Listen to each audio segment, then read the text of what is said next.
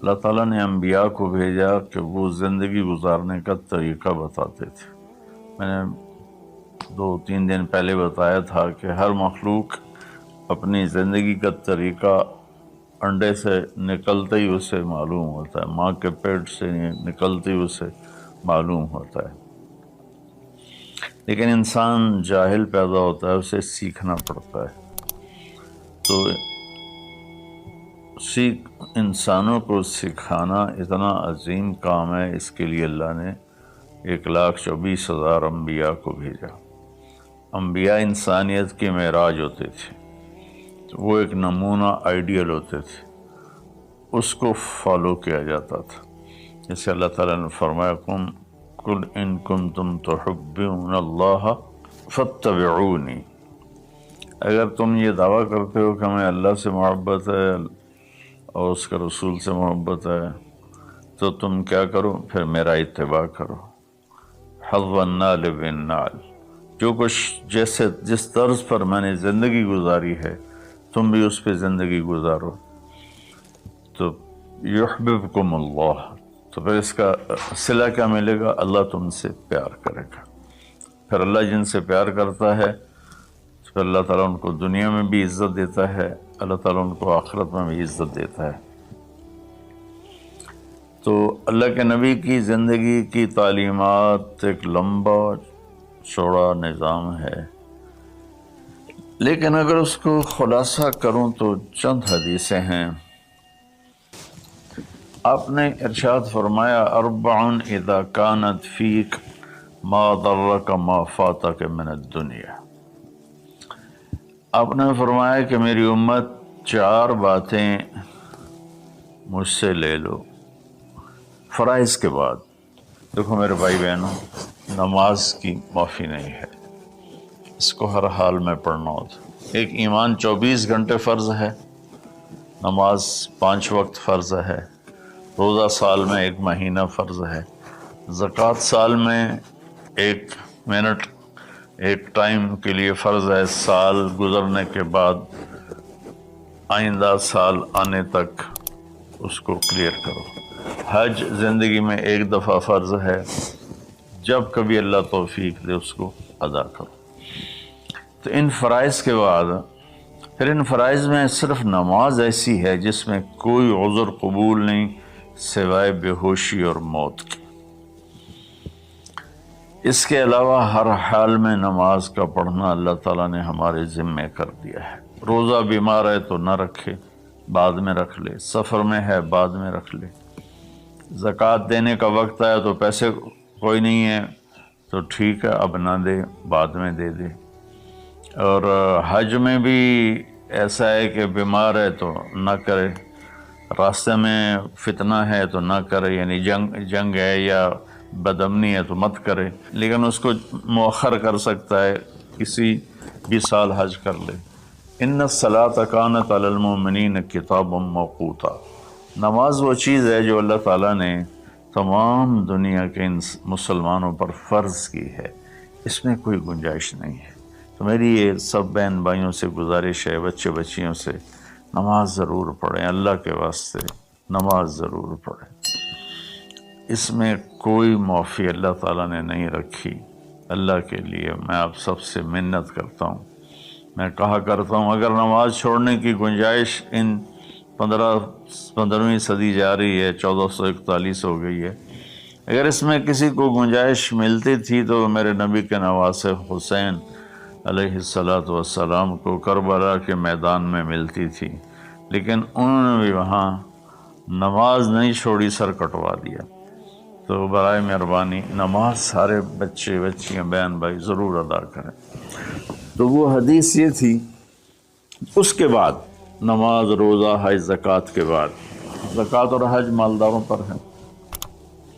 اس کے بعد یہ ایک حدیث پر میں عمل کر لوں، یہ سامعین عمل کر لیں، جہاں تک میرا پیغام پہنچے وہ عمل کر لیں، تو میرے نبی کا فرمان ہے تمہارا دنیا میں کوئی نقصان نہیں ہے، تمہیں دنیا میں کوئی چیز نقصان نہیں پہنچا سکتی، پر امن رہو گے، اللہ کے سائے میں رہو گے، اور جب دنیا یہ ہے تو آخرت پھر یقیناً اللہ تعالیٰ ان کا ساتھی بن جاتا ہے۔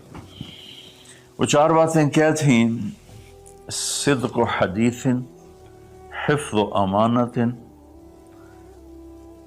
حسن و خلیقت، عفت فی طعمت۔ 4 بات آپ نے ارشاد فرمایا، ہمیشہ سچ بولنا، جھوٹ نہ بولنا، کہ میرے نبی کا فرمان ہے کہ مسلمان جھوٹ نہیں بول سکتا ہے۔ ایک صحابی نے پوچھا، یا رسول اللہ یکون المومن جبانا، کیا یہ ممکن ہے کوئی مسلمان بزدل ہو؟ بزدل، بز کہتے ہیں بکری کو، اور آگے دل، بکری کے دل والا۔ تو بکری سب سے ڈرپوک جانور ہے، تو اس کو پھر جو آدمی ڈرنے والا ہو اس پر لگا دیتے ہیں۔ تو کیا ہو سکتا ہے کہ کوئی ایمان والا بزدل ہو؟ آپ نے کہا ہاں، بخیل ہو، کنجوس، اور شوم جس کو ہم پنجابی میں کہتے ہیں، پشتو میں بھی کہتے ہیں شوم، تو کیا شوم ہو سکتا ہے؟ میں کہا ہاں۔ پھر پوچھا جھوٹ بول سکتا ہے؟ کہا نہیں یا رسول اللہ۔ آپ نے کہا نہیں میرے بھائی، میرا امتی جھوٹ نہیں بول سکتا۔ پہلی حدیث آپ نے فرمائی کہ مسلمان کی پہلی زندگی کی پہلی بات یہ ہے کہ جھوٹ نہ بولے۔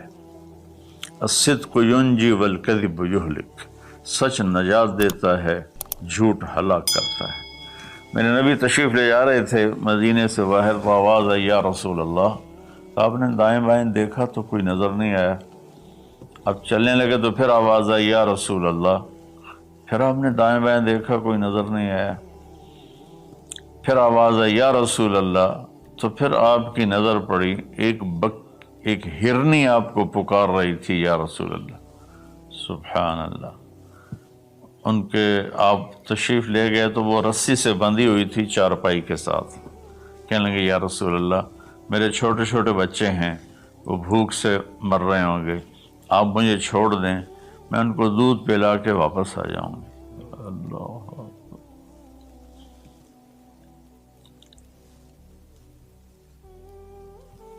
ایک جانور اطاعت کے لیے اتنا بڑا جذبہ دکھا رہا ہے کہ میں آ جاؤں گی، اور اسے پتہ ہے کہ میں آؤں گی تو پھر میرے ساتھ کیا ہوگا، میں پھر کبھی دوبارہ واپس نہیں جا سکوں گی، مجھے ذبح کیا جائے گا، مجھے پکایا جائے گا، کھایا جائے گا۔ آپ نے فرمایا اب تو پرائی ہے، امانت ہے، میں تجھے کیسے چھوڑ دوں، اور اگر تو واپس نہ آئی تو پھر اس کی کیا گارنٹی؟ انہوں نے کہا یا رسول اللہ، اگر میں واپس نہ آؤں تو مجھے وہ عذاب ہو جو اللہ کے نافرمان بندوں کو ہوتا ہے، مجھے وہ عذاب ہو آخرت میں جہنم کا۔ تو آپ نے اس کی رسی کھول دی اور وہ دوڑ لگا دی اس نے، اور آپ وہیں تشریف فرما ہو گئے۔ دیر ہوتی چلی گئی تو آپ کی تشویش بڑھتی گئی۔ وہ جو مالک مکان تھے وہ بھی نہیں موجود تھے، کہیں باہر ہوں گے۔ کافی دیر کے بعد آپ نے دیکھا وہ پہاڑ کی چوٹی سے نیچے آ رہی تھی، اور بھاگتے بھاگتے بھاگتے میرے نبی کے قدموں میں آ کے سر رکھ دیا، یا رسول اللہ میں حاضر۔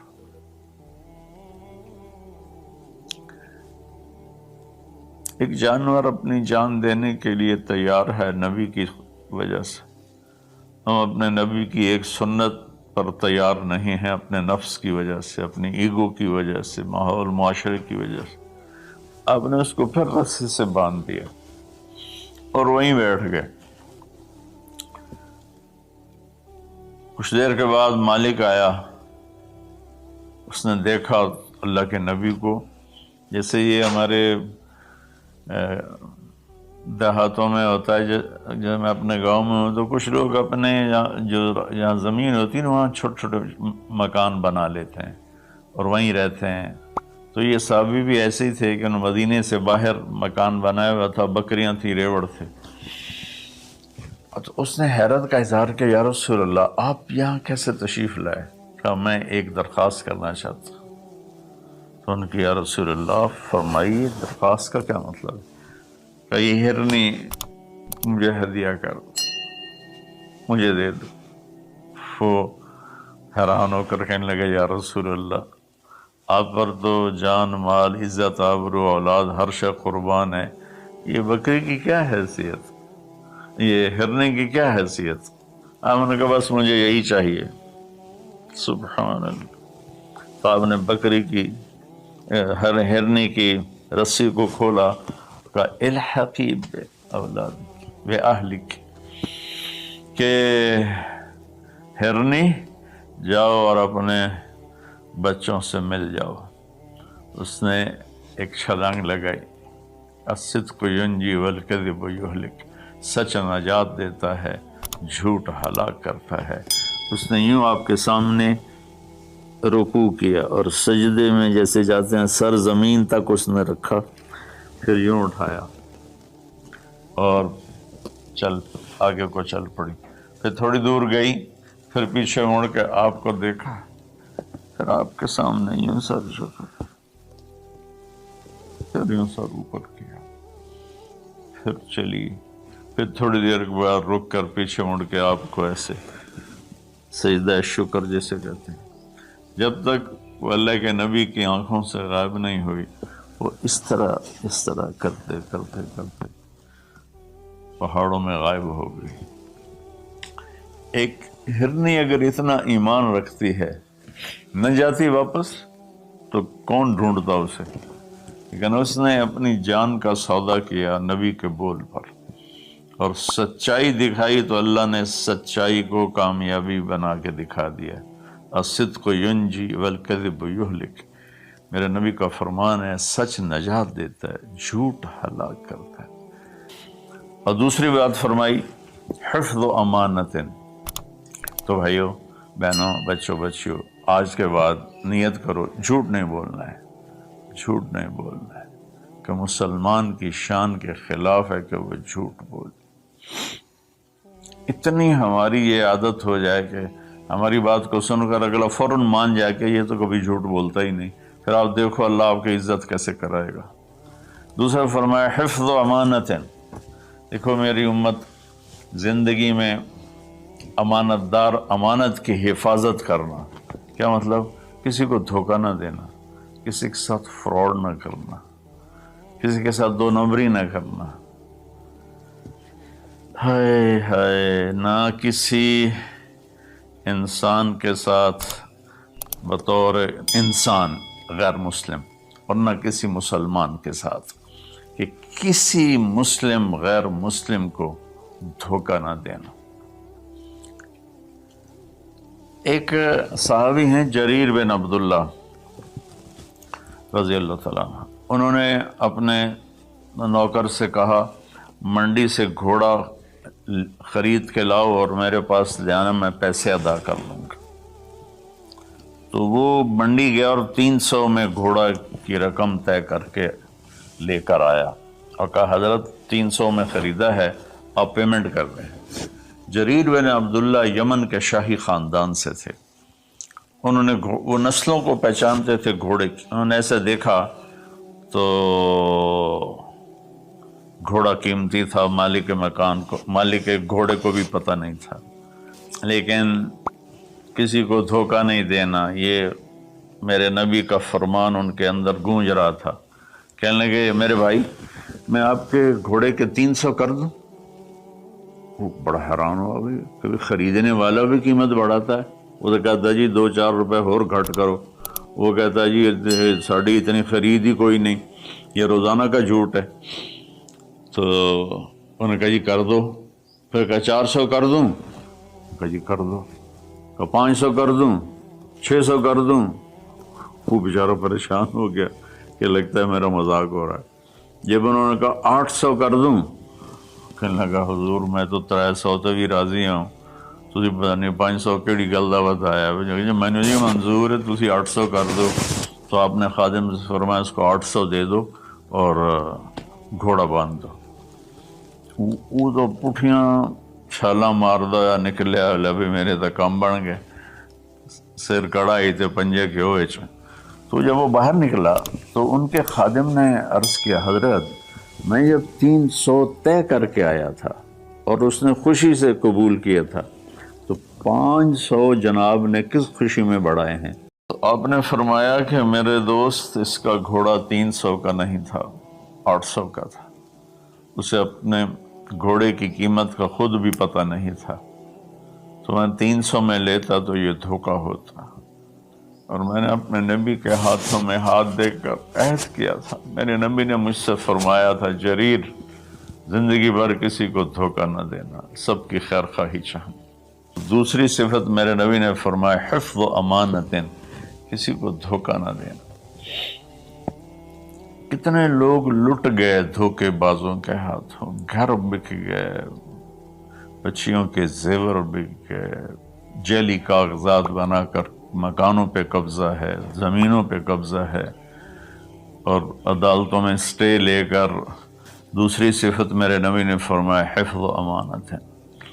آپ نے فرمایا یتب المومن علی الخصال کلہا الا الکذب والخیانہ، کہ میرا امتی ہر گناہ کر سکتا ہے، 2 کبھی نہیں کرے گا، ایک دھوکہ کبھی نہیں دے گا، ایک جھوٹ کبھی نہیں بولے گا۔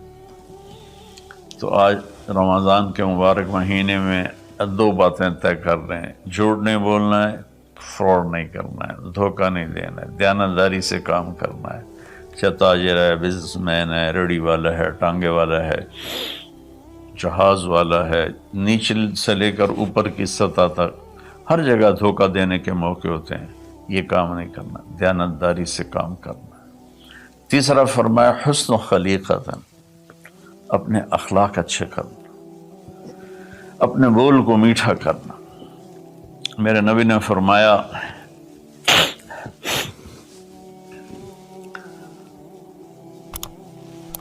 معاذ تمہیں اپنی شریعت کا خلاصہ بتاؤں؟ ان کا یا رسول اللہ فرمائیں۔ تو آپ ذرا میری اس سچویشن کو غور سے دیکھنا، آپ نے یوں نہیں پکڑا، آپ نے یوں پکڑا جیسے کاٹا جا رہا ہو، یوں کر کے پکڑا اور کہا کہ امسک علیک لسانک، معاذ زبان کی حفاظت کرنا۔ تو انہوں نے عرض کی یا رسول اللہ زبان کے بول پر بھی ہماری پکڑو گی؟ کہا تیرا بھلا ہو، سب سے زیادہ جہنم میں جانے والے غلط زبان والے ہوں گے۔ تو ہم نے اپنے بچپن میں دیکھا اتنا خاندان آپس میں جڑا ہوا تھا کہ ان میں سے سوئی نہیں گزرتی تھی، بڑے چھوٹوں کے آگے، چھوٹے بڑوں کے آگے، ایک عجیب ماحول بچپن میں دیکھا ہے 60 کی دہائی میں۔ تو پھر جب زبانیں تند و تیز ہوتی گئیں، تربیت ختم ہوتی گئی، خاندان بکھر گئے، والدین ماں باپ میں فاصلے پیدا ہو گئے، بھائی بہنوں میں فاصلے پیدا ہو گئے، قریبی اور دور کے رشتوں میں فاصلے پیدا ہو گئے، خاندان ٹوٹ گئے۔ تو میری گزارش ہے کہ اپنے اخلاق اچھے اخلاق کی انتہا حیا ہے۔ حیا اچھے اخلاق کا سب سے اوپر والا درجہ ہے۔ حیا وہ حضرت عثمان رضی اللہ تعالیٰ عنہ، حضرت ابوبکر تشریف لائے، ہمارے نبی یوں کر کے بیٹھے تھے، یوں، یہ پنڈلی جو ہے نا ننگی تھی، تو ابوبکر تشریف لائے، باہر سے آواز دی کہ جی آ جاؤں، تو آپ نے کہا آ جاؤ، اب اسی طرح بیٹھے رہے۔ پھر حضرت اٹھ کے چلے گئے تو حضرت عمر رضی اللہ تعالیٰ عنہ علیہ السلام تشریف لائے، تو انہوں نے پوچھا یا رسول اللہ میں آ جاؤں؟ آپ نے کہا آ جاؤ، آپ ایسے ہی بیٹھے رہے جیسے آپ مجھے دیکھ رہے ہیں۔ اب شلوار نہیں پہنتے تھے، دھوتی پہنتے تھے۔ تو تھوڑی دیر کے بعد باہر سے آواز آئی حضرت عثمان کی کہ یا رسول اللہ میں اندر آ جاؤں؟ حضرت عثمان رضی اللہ تعالیٰ عنہ تیسرے خلیفہ علیہ السلام، تو آپ نے اپنی چادر کو ایسے کیا اور یوں سیدھے ہو کر ایسے بیٹھ گئے۔ آپ نے کہا آ جاؤ، وہ آ گئے۔ تو جب وہ اٹھ کے چلے گئے تو ہم عائشہ رضی اللہ تعالیٰ عنہ علیہ السلام یہ سارا منظر دیکھ رہی تھی۔ تو آپ نے پوچھا یا رسول اللہ، میرے والد آئے آپ ویسے ہی بیٹھے رہے، عمر آئے آپ ویسے ہی بیٹھے رہے، جب عثمان آئے تو آپ نے کپڑا بھی ٹھیک کیا اور چوکڑی مار کے بیٹھ گئے، اس کی کیا وجہ ہے؟ کہا عائشہ عثمان بڑے حیا والا ہے، یہ اتنے حیا والا ہے کہ اس سے فرشتے بھی حیا کرتے ہیں، تو میں کیوں نہ کروں؟ اگر میں اس طرح ہوتا تو وہ مجھے دیکھ کے ویسے ہی واپس چلا جاتا، وہ ایسے حیا والا ہے۔ تو تیسری بات وہ ہے کہ ہمارے دلوں میں سب سے محبت سے رہنا سیکھیں، پیار سے رہنا سیکھیں، اپنے اخلاق کو ٹھیک کریں، زبان کا بول میٹھا، دل کا جذبہ سچا۔ تو اس اور حیا پاک نام، کبھی کسی غیر محرم پہ نظر پڑے تو آنکھ نیچی ہو جائے۔ اور اپنی بچیوں سے بھی کہتا ہوں کہ اپنے آپ کو کور کر کے چلو، تو حیا سے ایمان مکمل ہوتا ہے۔ اور چوتھی بات ہے عفت فی طعمۃ، کہ رزق حلال کمانا۔ رزق حلال کے بارے میں فرمایا من امسا کالم بعمل یدہ امسا مغفور لہ، جو صبح سے شام تک حلال کمانے میں تھکتا ہے اس کے اس دن کے سارے گناہ معاف ہو جاتے ہیں۔ میرے نبی نے فرمایا جس نے دنیا کو طلب کیا، من طلب الدنیا حلالا، رزق حلال، سعیا علی اہلہ، بچوں پر خرچ کرنے کے لیے، تعطفا علی جارہ، غریب پڑوسیوں پر خرچ کرنے کے لیے، استعفافا عن المسألہ، اور ہاتھ پھیلانے سے بچنے کے لیے۔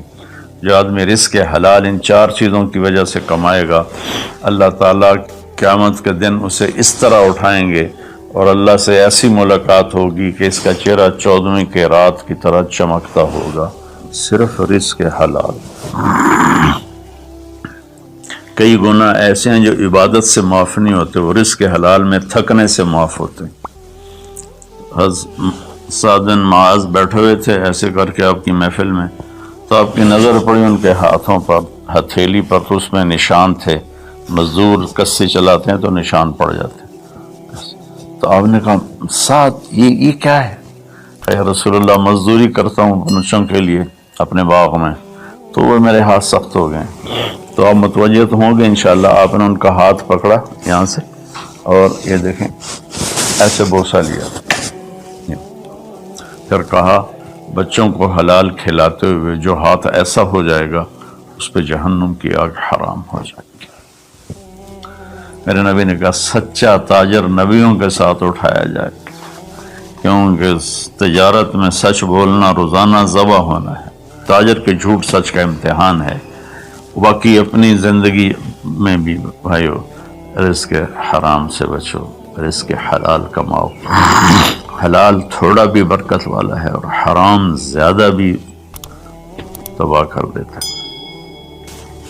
اپنی بات کو میں خلاصہ کر کے، سچ بولنا ہے، صدق و حدیث، جھوٹ نہیں بولنا، حفظ و امانت، دیانتداری سے کام کرنا ہے، دھوکہ نہیں دینا، حسن و خلیقت، اچھے اخلاق بنانے ہیں، حیا والا بننا ہے، میٹھے بول والا بننا ہے، عفت فی طعمۃ، رزق حلال کھانا ہے۔ اس کے بعد آنکھیں باندھ، پھر موت ایسا ہے اللہ کے رب ہونے کی قسم، یہ مرد یا عورت، اس کے لیے موت سب سے بہترین تحفہ ہوگا، بہترین تحفہ ہوگا کہ جب یہ اللہ کی بارگاہ میں جائے، اللہ اسے ہنس کے ملے گا، خوش ہو کے ملے گا، اور یہ اللہ کو خوش ہو کے ملے گا۔